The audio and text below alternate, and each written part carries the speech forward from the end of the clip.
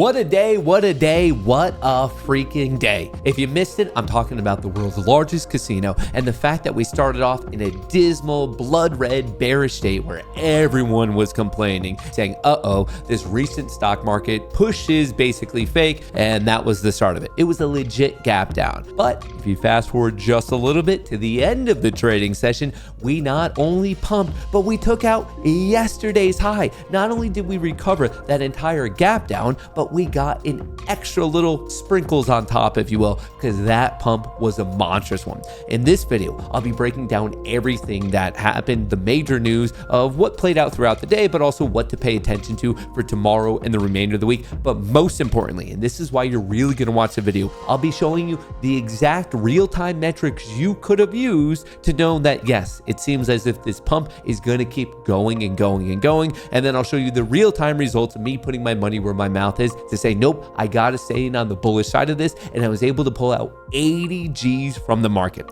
I hope that sounds good to you. I hope you're excited. I hope you made a buttload of money today. So don't forget to like, subscribe, all that good jazz. And with that being said, let's rock.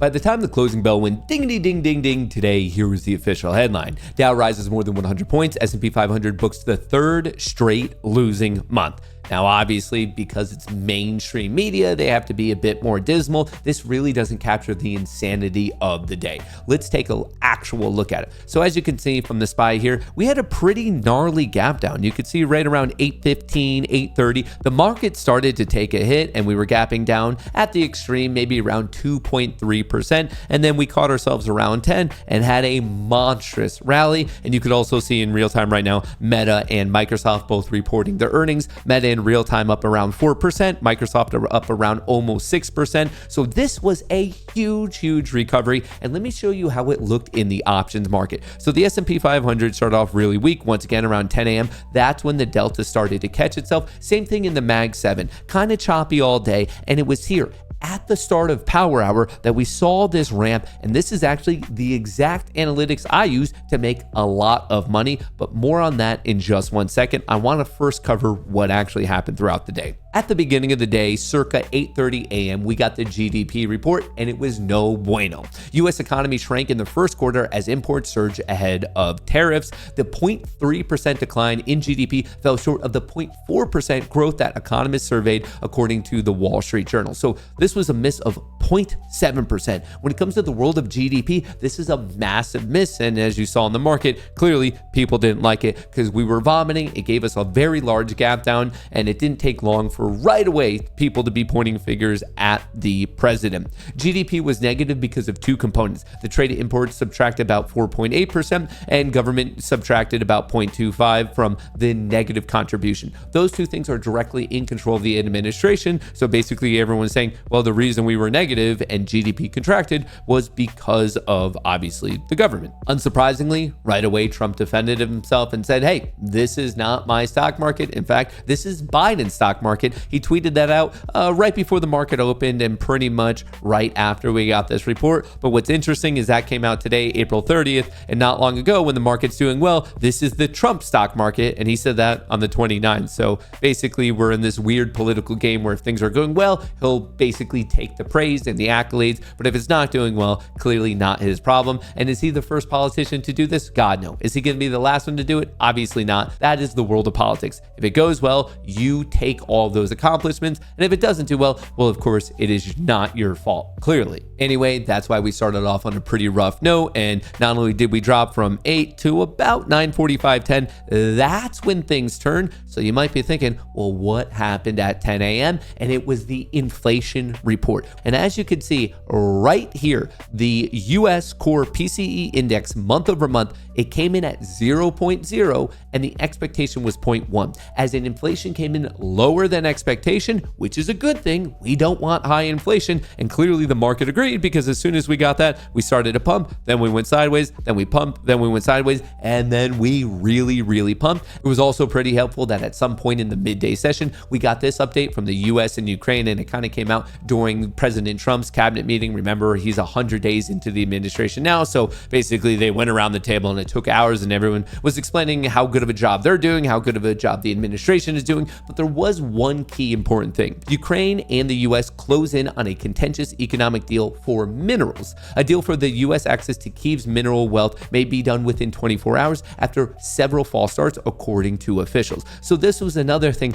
on top of the positive inflation report that really helped the market continue to go and go and go. But the thing I want to focus on is what happened around 3 and 3:30, which was exactly how I was able at first. If you guys saw the stream, remember Monday to Friday, 9 to 11. This is a shameless plug. I did generally trade my account in front of everyone. You guys saw this. I made $1,000 on each of my accounts. I have 25, so I made 25 grand. And then I was able to catch that late day push where bada bing, bada boom. I was able to make 3K on the first 20 accounts, as in 60K, and then made another 20K on my take profit. So right there, $80,000. That's a nice increase going from a great respectable 25K to a skyrocketing 80K, and it was all in this late day move. And here's what I need to point out is if you look at the options flow, if you want to check options flow, I highly recommend you use Spot Gamma. You're going to see at the start of Power Hour, we got this ramp. The options expiring this Friday and the all expiration just really started to explode.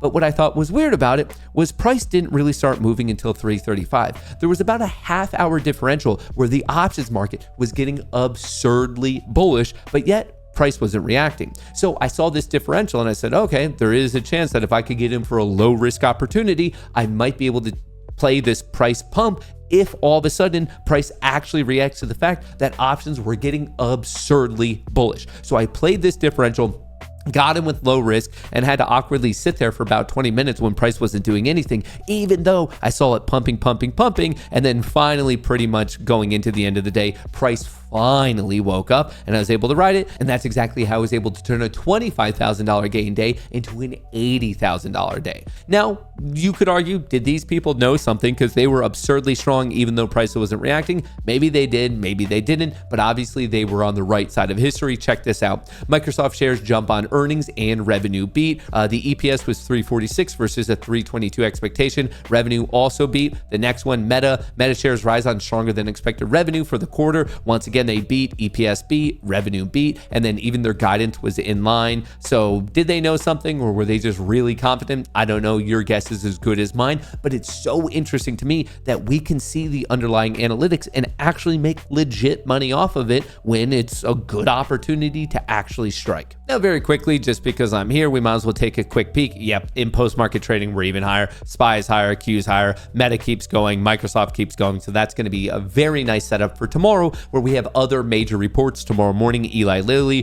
Roblox, CVS, MasterCard, McDonald's.